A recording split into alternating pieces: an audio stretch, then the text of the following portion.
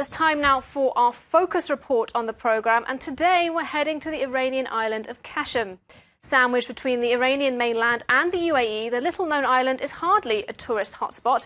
Visitor numbers are slowly growing, though, and with those tourists come increasing scrutiny of Qeshm's traditional religious and social values, particularly when it comes to the role of women, who are often married off from puberty.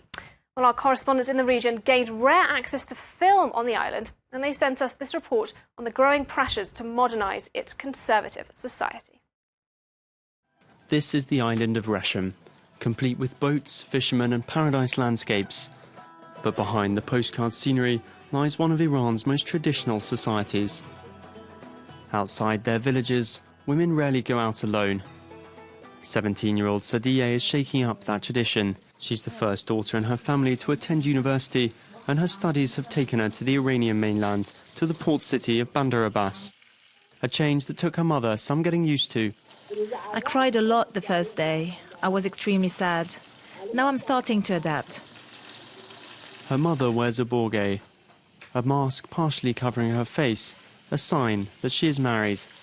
Traditional in southern Iran, the practice is becoming increasingly abandoned by younger women like Sadiyeh. At an age when many of her friends are marrying, her eyes are set on a professional future. I'd like to work in computer programming. We'll see. I want to create something. I want to become someone in this society. Everyone's studying these days. Not having education is no longer an option. At 27, Tayyibeh is a mother to 5 children. Because of the long commute and pressure from her aunts, Tayyibeh didn't even finish her primary education. Now a seamstress in her brother's shop, she wants her children to have a different future. Some of my family members ask, why are girls going to school? What are they doing there? They say that's enough. Women need to learn how to look after the home. They have to get married. Because in the past, girls married at 14, 15 years old. But today, the director of my children's school organizes meetings to plead with mothers to keep their daughters in school, to not marry them off too early, and keep them in school until at least 18 years of age.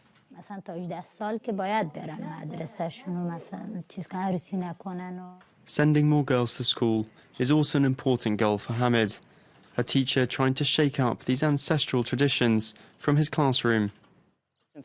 In class, I ask my students, which of you is our next doctor? Some girls say, me. Others say they want to be a teacher. I tell them that they all have the opportunity to improve the lives of those living in Qeshm. Kids are ready to hear that. I think there really is a change happening here. Among parents, only 10% oppose the idea of sending their daughters to school, but the other 90% agree their daughters need to study, travel, and see the world. The inhabitants here are Sunni, unlike the rest of the country, which is 90% Shia. Inside mosques, which are forbidden to women, some imams do preach that young women should stay in school. One of the highest religious authorities on the island agreed to speak with us. We want an educated social class, whether it's boys or girls. When a mother is illiterate, she can better educate her children. And that is the way to stay faithful. An awareness that goes way beyond the school gates. More and more women are also wanting to work and especially become artisans. With fabric and a bit of cotton, Amaneh makes these little dolls in her house, each sold for less than €2. She's surrounded by her daughters, who help sell her wares and pass on their culture. She has no burqa. She wears a traditional dress. She has reached the age of puberty and wears a chador, but not a mask because she is not married. The daughter I want to show you is married. She wears the burqa. She has become a woman. A mother has to teach her daughter to make these dolls herself, to pass on, because it's a custom of the past. We do not want to lose a tradition that dates back so long.